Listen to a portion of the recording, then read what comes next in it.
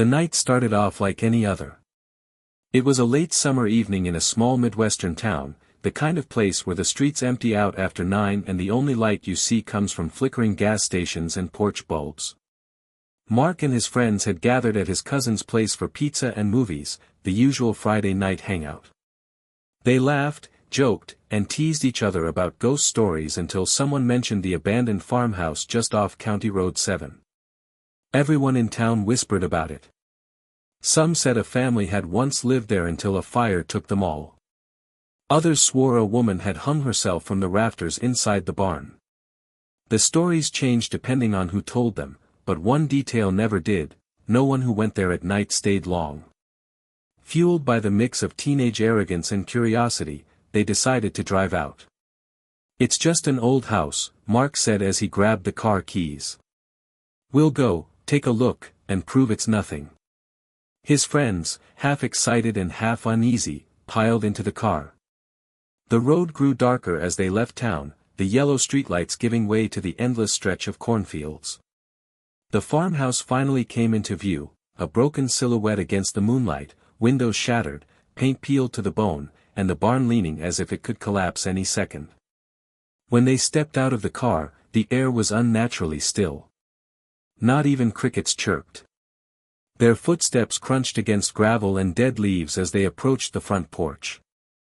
The door hung open, creaking gently even though there wasn't a breeze. Mark went first, shining a flashlight inside. The beam revealed torn wallpaper, furniture covered in dust, and a staircase sagging under its own weight. A strange smell lingered in the air, a mix of mold and something metallic, like rust, or blood. "Come on, let's check upstairs," one of his friends suggested, trying to sound brave. But the moment they stepped onto the staircase, a loud thump echoed from the second floor. Everyone froze. The flashlight beam shook in Mark's hand as he scanned the ceiling. The sound came again, heavier this time, like deliberate footsteps pacing above them. His friend whispered, "Someone's up there." But Mark knew the place had been abandoned for decades. No one should be there. Against his better judgment, he climbed the stairs. Each step groaned loudly, the wood threatening to give way. At the top, the hallway stretched in both directions, doors slightly ajar as if waiting. Mark pushed one open and nearly gagged at the stench. The room was empty except for a burnt mattress in the middle. Black streaks stained the walls, like smoke damage from long ago. He turned back toward the hall and froze. At the far end, just beyond the weak glow of his flashlight, a figure stood. It was tall and thin, its outline warped like heat rising from pavement. At first he thought it was a trick of the light, until it shifted. The figure moved a step closer, and though he couldn't make out its face, he felt it staring at him with a weight that pressed against his chest. Mark stumbled backward, his voice breaking as he shouted for his friends. They rushed up the stairs just as the hallway lights, dead for years, flickered on for a split second, humming with static before cutting back to darkness. The figure was gone. But the footsteps weren't. They thundered now, running straight toward them down the hall. The group bolted, crashing into each other as they scrambled down the stairs. Something unseen shoved Mark hard enough that he nearly toppled headfirst, only catching himself at the last second. His friends didn't look back, they sprinted out the door, across the porch, and into the car. Mark followed, his lungs burning as the footsteps chased him to the very edge of the house. When he slammed the door shut, the car engine roared to life, and they sped off into the night. No one spoke for miles, their breaths shallow, their hearts racing. Finally, one of them whispered, "You all saw that, right?" The silence that followed was answer enough. Mark stared out the window, the farmhouse shrinking in the distance, but his reflection in the glass froze his blood. For just a moment, another face appeared beside his, ashen, hollow-eyed, and smiling. Mark couldn't sleep that night. No matter how tightly he shut his eyes, the reflection in the car window wouldn't leave him. The pale, hollow-eyed face with the unsettling grin kept replaying in his head like a glitching video stuck on loop. Every creak of the house made him flinch, every shadow across his wall made his chest tighten. His phone buzzed with a group text. His friends were awake too, and just as shaken. None of them wanted to admit it out loud, but they all knew, something had followed them home. The next morning, Mark's mom asked if he'd been out late. She noticed the mud on his shoes and the dark circles under his eyes. He brushed it off, claiming they'd just hung out at his cousin's. She didn't press further, but as she walked away, Mark noticed the strange look on her face, like she could sense something he couldn't. Later that day, when he checked himself in the bathroom mirror, he froze. Behind his shoulder, just for an instant, the reflection rippled, like water disturbed, and the faint outline of that figure appeared. He spun around, but the bathroom was empty. His breath fogged the glass, though the air was warm. He didn't imagine it. Something was really there. That evening, the group met again at the local diner. None of them touched their food. They traded nervous glances, each waiting for someone else to break the silence. Finally, his cousin whispered, Has anyone else seen it? Everyone stiffened. One by one, they admitted strange things since the night at the farmhouse, shadows moving across their walls, whispers at the edge of sleep, and doors creaking open on their own. Mark told them about the mirror. Another friend confessed that she'd woken to find her bedroom window wide open, though she was certain she had locked it. They debated what to do. Go back. Pretend nothing happened. Call someone. But who would believe them? The townsfolk dismissed the farmhouse stories as superstition, yet every generation had its whispered warnings. Mark suggested they return, maybe to face it, maybe to prove they weren't losing their minds.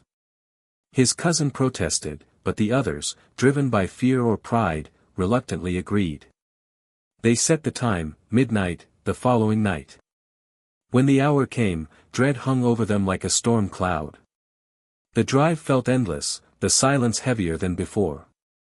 The farmhouse loomed ahead, more sinister than ever, as if it had been waiting for their return. They parked farther back this time, too afraid to get close. Flashlights in hand, they approached. The air was colder, their breaths visible despite the warm summer night. Each step toward the porch felt like stepping into water, thick and suffocating. Inside, the house seemed alive. The floor groaned under their weight, the walls pulsed with faint, irregular sounds like a heartbeat. As they reached the staircase, Mark froze. His flashlight beam caught something smeared along the wall, fresh handprints in dark red, leading upward. No one wanted to climb those stairs again, but something compelled them. Each print seemed wet, glistening as if newly made. At the top, the hallway stretched long and dark. Suddenly, all their flashlights flickered, dimming until only thin beams remained. A cold wind whipped through, though every window was shut. Then, from the far end of the hall, the figure appeared again. This time there was no mistaking it. Its skin was gray, stretched tight over sharp bones, its eyes pits of shadow, and its grin impossibly wide. The air grew heavy, pressing down on them, making it hard to breathe. The figure stepped forward, and the hallway lights sparked to life once more. The bulbs buzzed and flared, filling the corridor with harsh white light. But instead of chasing the thing away, the light revealed more. Behind the figure, dozens of faces stared from the darkness, men, women, children, all pale, hollow-eyed, and silent. The group screamed, their cries echoing through the house as the faces leaned forward in unison, mouths stretching wide as if preparing to wail. Then, every bulb shattered at once, plunging them into total blackness. Something cold brushed Mark's arm, and a whisper, sharp and close, hissed into his ear, "You shouldn't have come back." The group bolted in chaos, colliding with one another as they clawed their way toward the stairs. The house shook as if alive, floorboards cracking, doors slamming shut in rapid succession. Mark's flashlight went out completely, and he was left grasping blindly in the dark. His cousin grabbed his arm, dragging him toward the staircase. Behind them, the whispers swelled into a chorus, dozens of voices overlapping, chanting in a language none of them recognized. They reached the bottom of the stairs, gasping, but the front door slammed shut before they could reach it. The handle twisted uselessly in Mark's hand, as though welded in place. His friend pounded against the wood until her fists bled, but the door wouldn't budge. Then the sound of dragging footsteps filled the room, slow and deliberate, circling them.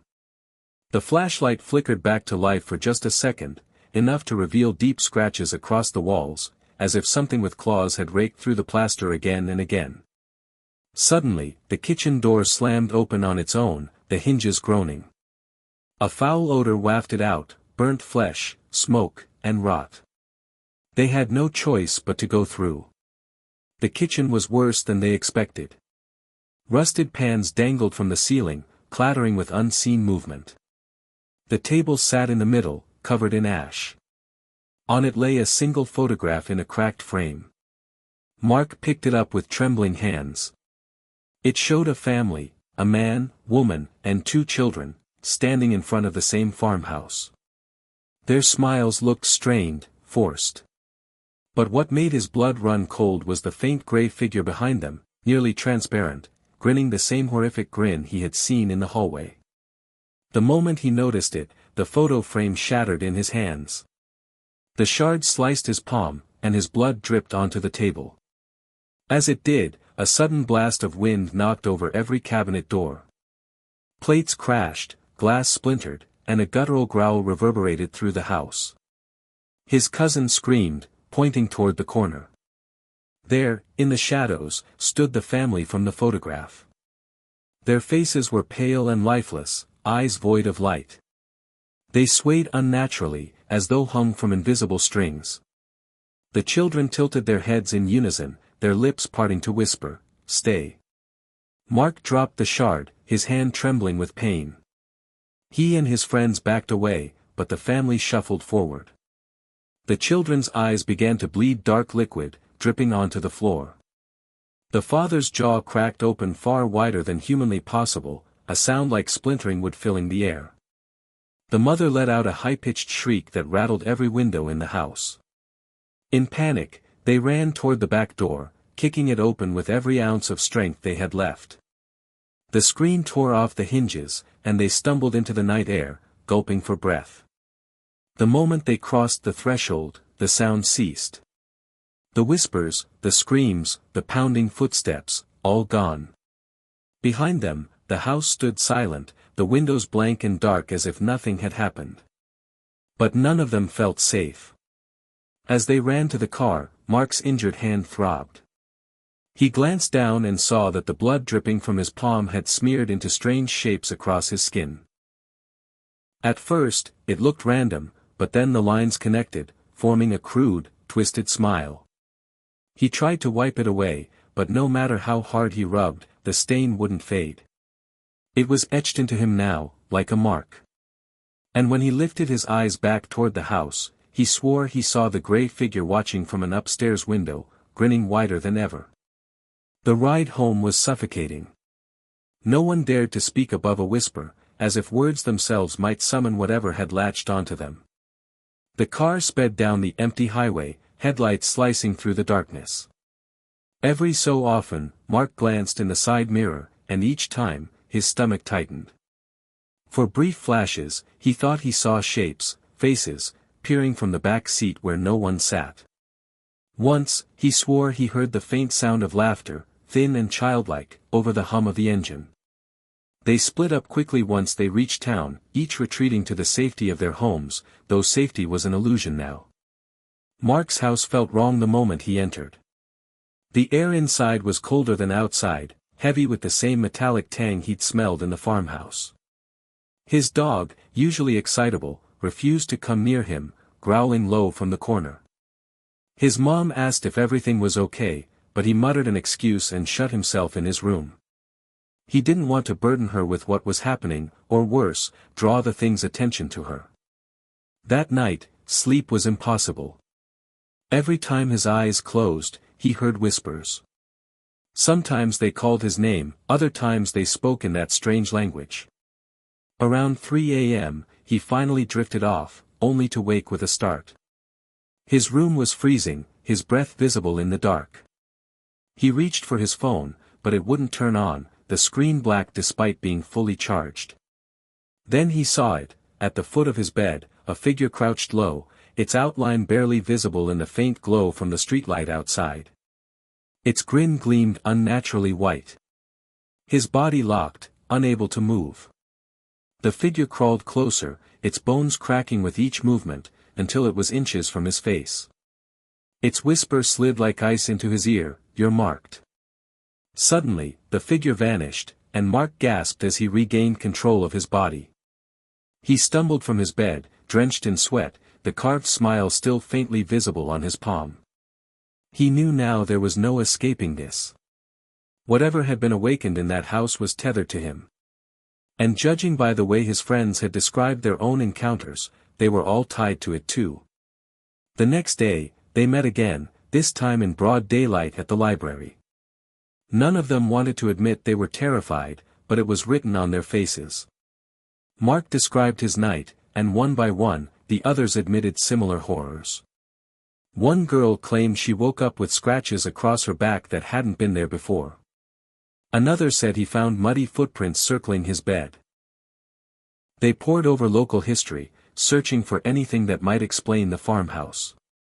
Old newspaper archives revealed fragments of a grim past, a fire that had killed a family in the 1950s, rumors of a cult using the property in the 1970s, unexplained deaths of trespassers in the decades since. No one had lived there long before tragedy struck. The deeper they dug, the clearer it became, the house wasn't just haunted. It was a trap. Something fed on those who entered, binding itself to them, marking them as part of its endless game. And now, they were caught. Mark's cousin slammed the book shut, panic rising in his voice. "We have to end this. Burn it down, destroy it, whatever. If we don't, it's going to kill us." They agreed to meet that night, armed with gasoline and lighters. But as dusk settled and Mark prepared, an uneasy thought crawled into his mind. What if destroying the house didn't free them? What if the mark meant they belonged to it now, no matter what they did? And worse, what if the house wasn't the prison at all, but the doorway? They gathered at midnight once more, their faces pale with dread but resolute. The car trunk rattled with cans of gasoline, matches, and anything they thought could burn the place to the ground. As they approached the farmhouse, the structure loomed like a predator waiting for prey. The moonlight glinted off broken windows, and the air grew thick, as if the night itself resisted their presence. They parked at the edge of the property, hearts pounding. Mark led the way with a can in each hand, his friends trailing close behind. Every step closer to the house made their bodies feel heavier, as though unseen hands tried to drag them down. By the time they reached the porch, their breaths came short and shallow. "Don't stop," Mark muttered, pushing forward. Inside, the house seemed different. The walls no longer sagged with decay, instead, they pulsed faintly as if alive. The smell of smoke and rot was overwhelming, stinging their eyes and throats. They wasted no time, splashing gasoline across the rooms, up the stairs, into the kitchen where the photograph had appeared. Each pour echoed unnaturally, as if the walls drank the liquid greedily. Mark's cousin struck a match, his hand trembling. Before he could drop it, the house reacted. The doors slammed shut, windows rattled, and the floor split with a deafening crack. A voice boomed, not in whispers this time but loud enough to rattle their bones, "Mine." The match blew out in his hand. The gasoline vanished, soaked into the floor with no trace. Panic surged as shadows stretched across the walls, peeling free to form figures. Dozens of gray bodies, hollow-eyed, began to crawl from the darkness. The group screamed, backing into one another as the shadows closed in. Mark felt something cold grip his marked hand, squeezing until he dropped the lighter. He fought to pick it up, but the figure yanked harder, its grin inches from his face. Desperation took over. Mark tore free, snatched the lighter, and flicked it on. The flame sputtered weakly at first, but then roared as if fueled by unseen oxygen. He hurled it onto the gasoline-soaked floor. Flames erupted instantly, racing along the wood and devouring the walls. The figures shrieked in unearthly tones, their bodies writhing and dissolving into the smoke.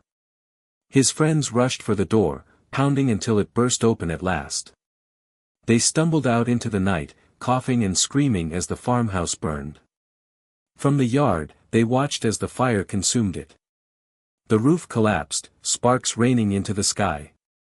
But amid the crackling flames, a figure stood in the upstairs window. The same gray, grinning entity, unmoved by the inferno. Its eyes glowed brighter than ever, and it raised one hand slowly, palm outward, a twisted mirror of Mark's own marked hand. Then it vanished in the firestorm. By dawn, the farmhouse was nothing more than smoldering ruins. Firefighters arrived, baffled by the cause. The group said nothing. They were alive, but none felt free. That night, when Mark looked at his palm, the mark remained. Worse, it had spread, thin black veins creeping up his wrist. And in the silence of his room, he heard the whisper again, "You are mine." The thing he saw before darkness swallowed him was that terrible smile. And though the farmhouse was gone, the land remained cursed. Travelers passing the road at night sometimes swear they see a figure standing in the ruins, pale and grinning, waiting. Some claim to hear whispers in the wind calling their names. And occasionally, someone goes missing, vanishing without a trace. Locals warn against stopping there, repeating the same chilling advice passed down for decades: never look too long into the dark windows of the old farmhouse ruins, because if you see a smile looking back, it's already too late.